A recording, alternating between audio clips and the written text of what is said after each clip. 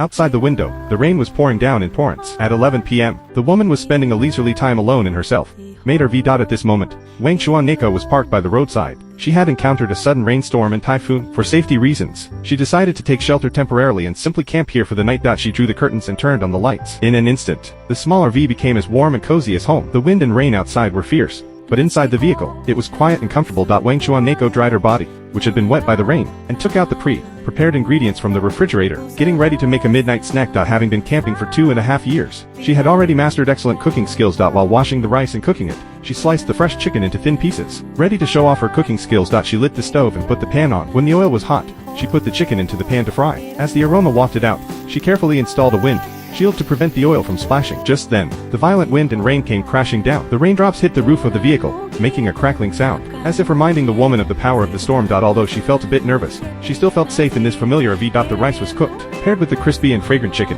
sprinkled with some parsley and garlic, and accompanied by a bowl of miso soup. It became a simple but homely midnight snack. Sitting at the small dining table, eating the delicious chicken, popped rice and listening to the sound of the rain outside, Wang Chuan-neko couldn't help but sigh with emotion. Although this life was simple, it had a unique sense of satisfaction. She cleared the dining table, folded and stored the small tabletop, and in a blink of an eye, the sofa turned back into a soft small bed. She took out the game console, set up the display screen, nestled on the sofa, played games while eating snacks. She felt completely relaxed and comfortable, and the sound of the rain seemed to be the most natural background music. As the night deepened, the rain outside became even more fierce. The woman turned off the lights and the game console, got into the quilt, and fell asleep soundly to the sound of the rain. Although the typhoon was raging outside, her smaller V was her safe haven. At 6 o'clock the next morning, the rainstorm was still going on. The sound of raindrops hitting the roof of the vehicle woke her up from her dream. The outside world was shrouded in rain and fog. The ground was full of water, and the RV seemed like an isolated island, trapped in the rain. But Wang Chuan-neko was not in a hurry. She got up, reassembled the sofa into a dining table, and started to make her breakfast.